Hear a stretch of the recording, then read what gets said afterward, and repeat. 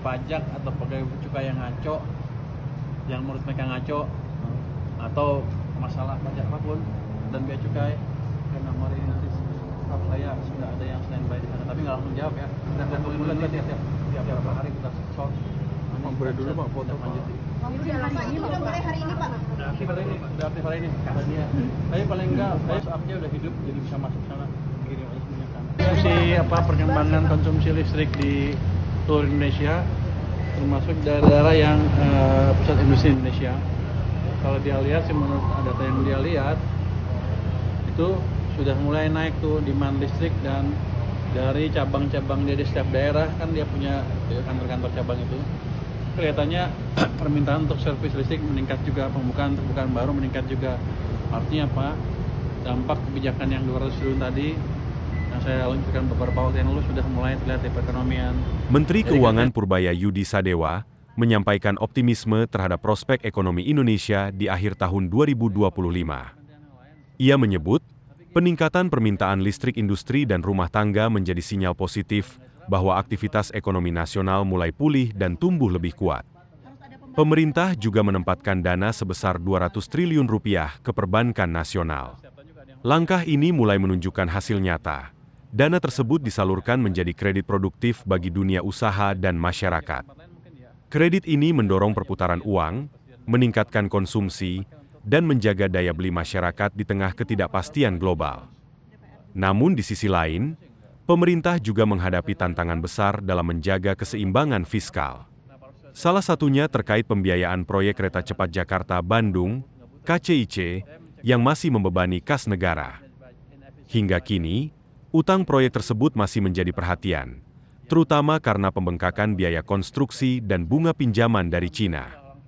Kementerian Keuangan tengah meninjau ulang skema pelunasan utang agar tidak mengganggu ruang fiskal 2026. Sementara itu, Indonesia juga bersiap melanjutkan pembelian pesawat tempur J-10 dari Tiongkok sebagai bagian dari modernisasi alutsista nasional. Pembelian ini menjadi sorotan karena dilakukan di tengah tekanan anggaran yang meningkat akibat pelemahan rupiah dan kenaikan biaya impor. Namun pemerintah menegaskan, pembelian alutsista tetap dijaga agar tidak mengganggu stabilitas fiskal jangka menengah.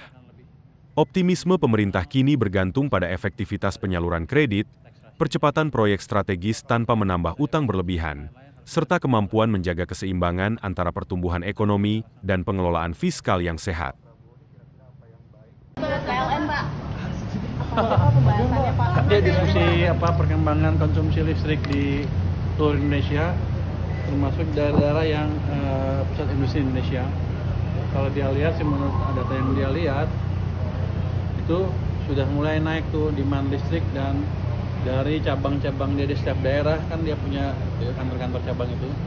Kelihatannya permintaan untuk servis listrik meningkat juga, pembukaan baru meningkat juga. Artinya apa? Dampak kebijakan yang 200 triliun tadi yang saya luncurkan beberapa waktu yang lalu sudah mulai terlihat di perekonomian.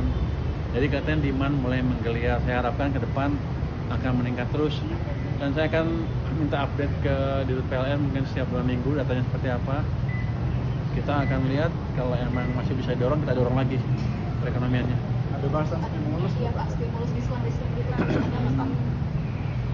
Nanti itu bukan saya yang ngomongin. Soal subsidi PLTSA juga nggak ngomong utang KCIC nggak Pak? minta kompensasi sama dana Tara. Utang KCIC sama dana Tara bisa dibahas nggak Pak? Nanti saya lihat, ini kan pertemuan Dewan Pengawas yang pertama. Untuk saya pertama ya, saya mau lihat seperti apa. Bukannya kemarin udah jawab ya, katanya jawabannya tegas. Dengan 2 opsi katanya Pak, antara dikasih ke pemerintah atau suntik ke AI. Gimana Pak? Nggak tegas itu mah. Berarti itu jadi salah satu topik yang akan dibicarakan itu.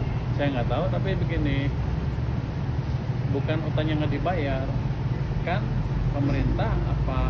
Kalau dulu kan semuanya pemerintah yang tadinya begitu kan, tapi ketika udah dipisahkan dan seluruh dividen masuk ke dana Antara, dan dana Antara cukup mampu untuk membayar itu. Jadi bukan nggak dibayar utangnya, dibayar tapi dana Antara bukan APBN kelihatannya.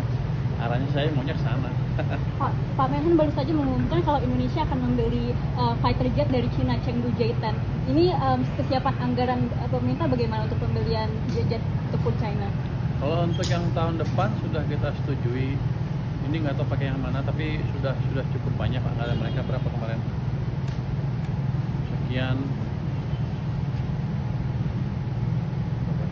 saya lupa, 9 miliar dolar kalau nggak salah atau lebih, saya lupa angkanya. Tapi sudah disetujui, jadi harusnya sudah siap semua untuk yang itu. Tapi saya nggak tahu ini baru lagi apa enggak, Baru lagi. termasuk yang itu apa.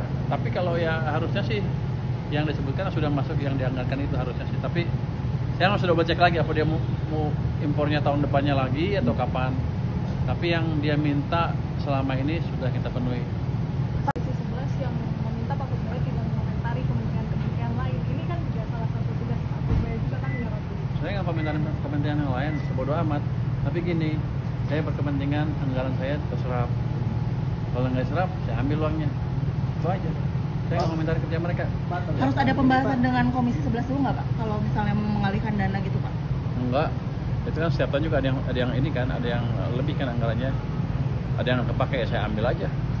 Atau bisa dibelanjain, kalau belanja ke tempat lain mungkin ya.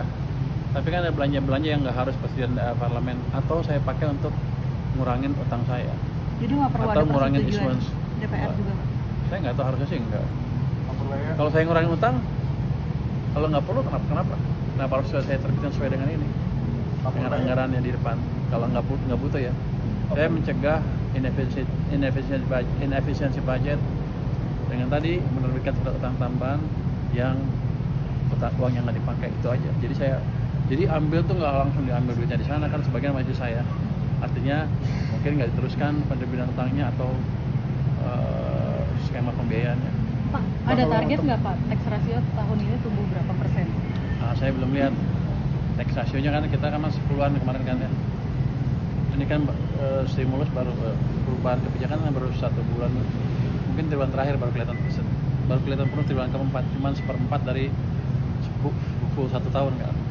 Pak Purbaya, Misalnya naik pun sedikit naik, tapi kalau tahun depan saya pikir akan lebih tinggi, minimal 0,5% dari tahun ini tax rasionya minimal ya. Pak, Kalau saya efisiensikan yang lain-lain harusnya lebih tinggi lagi. Berapa 11 Pak? Kita ngejar ke arah sana. Pak, kalau untuk 1 tahun Pak Prabowo ini kira-kira apa yang baik? Pajak atau pegawai pajak atau pegawai cukai yang ngaco, yang menurut mereka ngaco, atau masalah pajak apapun dan bea cukai, karena hari ini nanti staff saya sudah ada yang standby di sana, tapi nggak langsung jawab ya. Kita kumpulin dulu nanti tiap berapa hari kita solve. Boleh dulu Pak foto Pak. lanjutin. Ini udah mulai hari ini Pak? Udah aktif hari ini karena dia. Tapi paling enggak WhatsApp-nya udah hidup, jadi bisa masuk sana, kirim aja semuanya sana. Pasti dibalas ya Pak, dan keluhannya diterima. Bukan pasti dibalas.